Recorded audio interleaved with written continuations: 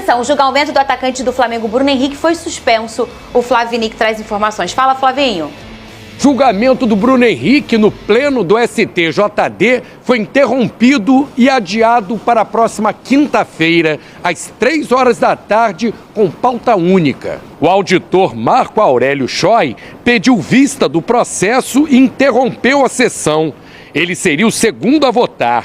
O primeiro e único a votar, então, foi o relator Sérgio Furtado Filho, que absolveu o atacante do Flamengo da punição de 12 jogos e votou na pena baseada no artigo 191, com multa de R$100 mil e sem punição de partidas.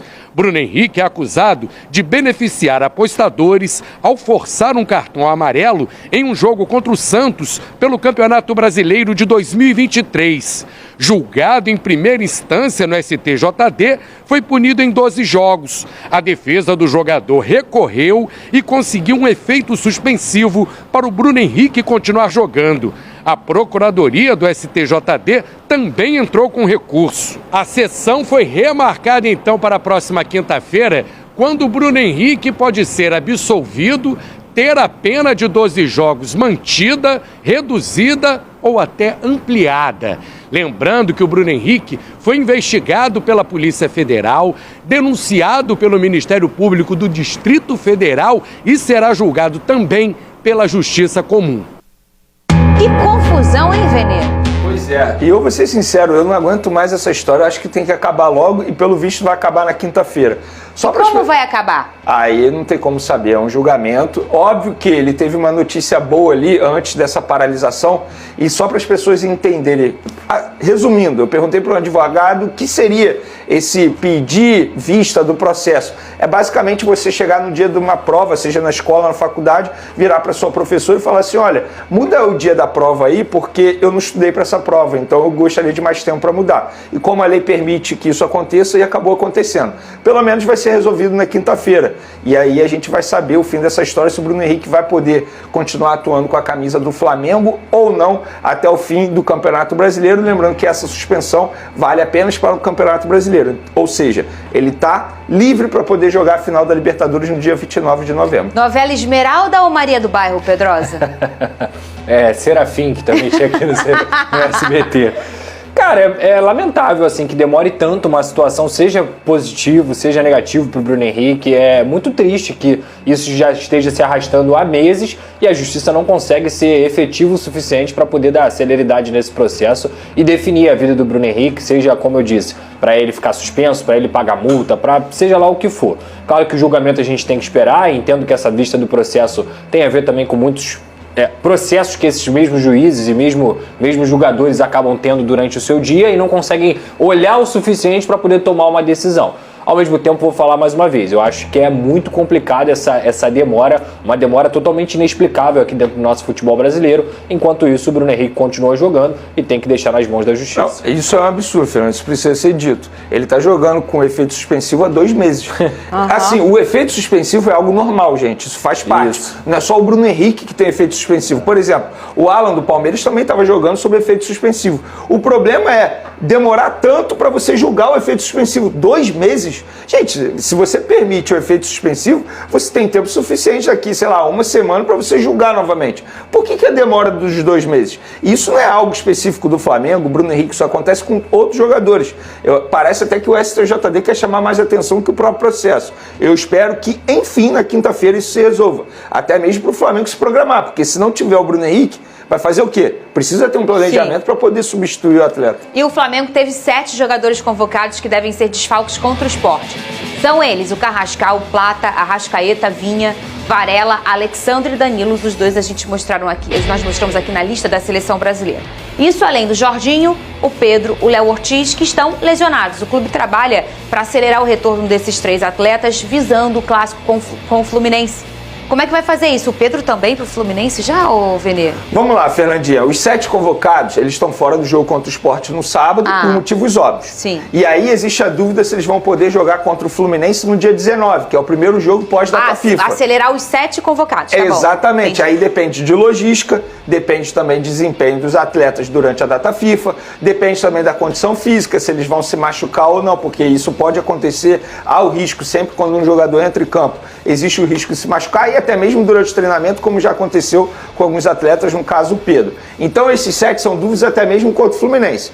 Contra o Sport eles estão fora e além disso, mais 3 jogadores que estão lesionados. Jorginho, Léo Ortiz e Pedro. O Pedro está fora contra o Sport, não tem esse planejamento para ele retornar. Existe a chance de ele ficar apto para o jogo contra o Fluminense, mas não é certo. O Jorginho praticamente fora contra o Sport e talvez o Léo Ortiz fique à disposição contra o Sport. Eu falo talvez porque depende da semana de treinamento e o Flamengo só se reapresenta de maneira integral, ou seja, o elenco inteiro na quarta-feira, amanhã. Então vai depender de uma série de fatores. Dito isso, o Flamengo pode ter 10 ausências contra o Sport. Então será um jogo muito difícil para o Flamengo. Tem muita gente cravando que o Flamengo vai conseguir a vitória certa. Gente, quando você entra em campo com 10 jogadores, sem 10 jogadores, são 10 jogadores extremamente importantes, depende de entrosamento, depende de uma série de fatores. Então o Flamengo precisa ter o alerta ligado, não ter aquela soberba que eu já mencionei aqui, aquele salto alto, não entrar em campo achando que vai ganhar a qualquer momento, tem que jogar de uma maneira extremamente séria. Porque, querendo ou não, são 10 desfalques. E olha, com a derrota do Palmeiras pro Mirassol, a disputa pelo Brasileirão ficou ainda mais acirrada. Aliás, na minha opinião, estava acirrado o tempo inteiro, tá? Porque abre 3 pontos, o povo acha, gente, 3 pontos é um joguinho para cada um. Bota aqui na tela os próximos jogos do Flamengo e do Palmeiras. Qual dos dois tem o caminho mais difícil? Tá aí na tela o caminho no Brasileirão, o Flamengo, Sport e Flamengo, depois tem o Fla-Flu, depois Flamengo e Red Bull, Galo e Flamengo, Flamengo e Ceará e na última rodada Mirassol e Flamengo, o Flamengo fechando fora de casa. O Palmeiras tem Santos e Palmeiras agora neste sábado, Palmeiras e Vitória, Palmeiras e Fluminense, Grêmio e Palmeiras, Galo e Palmeiras e Ceará e Palmeiras, essa é a última rodada, o Palmeiras fechando também fora de casa na Arena Vozão. E aí, meninos, começo com você, Pedrosa, qual é o caminho mais difícil? 1, 2, 3, 6 jogos. Dos 6 jogos, 3 adversários são os mesmos. Sim. Fluminense, Galo e Ceará. Verdade. Agora, a grande questão é, Vene vai poder até me ajudar nisso. O jogo do Flamengo contra o Galo é antes ou depois da final? Então, eu ia pedir isso à produção, porque isso interfere, na minha opinião. Claro. Muito. E o Galo e Palmeiras também interferem. Isso aqui é data FIFA, né? É, data FIFA. Isso aqui é semana 19. Que vem. Isso aí. Então isso aqui deve ser final de semana que vem e isso aqui deve ser na metade da outra semana. Eu chutaria que isso aqui deve ser 22 só para as pessoas em casa entenderem. Eu acho que o Palmeiras pega o Galo depois. Eu acho e o Flamengo também. pega o Galo antes. Só para as pessoas em então. casa entenderem, porque o Galo vai jogar a final da Sul-Americana, inclusive Isso. transmissão no SBT no dia 22. Aí. Ou seja, se o jogo for antes da final da Sul-Americana, a tendência é que o Galo poupe jogadores. Por isso que, claro, na minha opinião, pra gente dar aqui certeza quem tem na tabela... A final vai ser sábado, dia 22 de novembro. Isso a gente sabe. Mas o jogo contra o Galo vai ser que dia? É. Vai falando aí, Esse dia é o 19. Então, eles vão poupar. Não, o jogo contra o Galo não é dia 19. Porque o Fla-Flu é dia 19. Gente, não é? Exatamente. Quando é o jogo contra o Galo? Vai falando aí, Vene, que eu vou... Então, do Galo olhando e Flamengo, assim, gente. eu acho que a tabela do Flamengo é mais fácil. Olhando assim, olha os adversários. Só que aí depende do contexto de cada jogo, entende? Por isso que eu gostaria... É dia 25 do 11, depois. Então depois. Os dois pegam depois. Os dois são depois. Pelo menos isso equilibra, né? Equilibra. Isso equilibra a situação. Então a gente elimina aqui. O Ceará, aqui pode estar brigando para não cair, mas aqui também vai estar. Então... Ele vai estar no mesmo canhão, Mirassol né? e Flamengo na última rodada. O Mirassol pode entrar em campo, assim, já resolvido. Já conseguiu uma vaga na Libertadores, não tem mais o que fazer. O que teoricamente é bom para o Flamengo. Teoricamente. Na prática nem tanto, porque o Flamengo entra em campo faz diferença sempre assim. Com aquela soberba. Então, assim, eu boto esse asterisco por ser Flamengo. Eu vou te falar, Vê, mesmo se não tiver ainda em disputa pela Libertadores, os caras vão querer finalizar o campeonato, porque é uma final. Eles vão estar envolvidos sobre o Mirassol. Eu ontem conversei com um empresário que tem alguns jogadores do Mirassol. Na opinião dele, a grande diferença do Mirassol, sabe o que foi? a forma como a diretoria fez o acordo com os atletas. Porque os salários lá são baixos, mas eles ganham muito em bicho em cima de vitória em cada jogo. Sim. Então, por isso que os jogadores entram com muita vontade.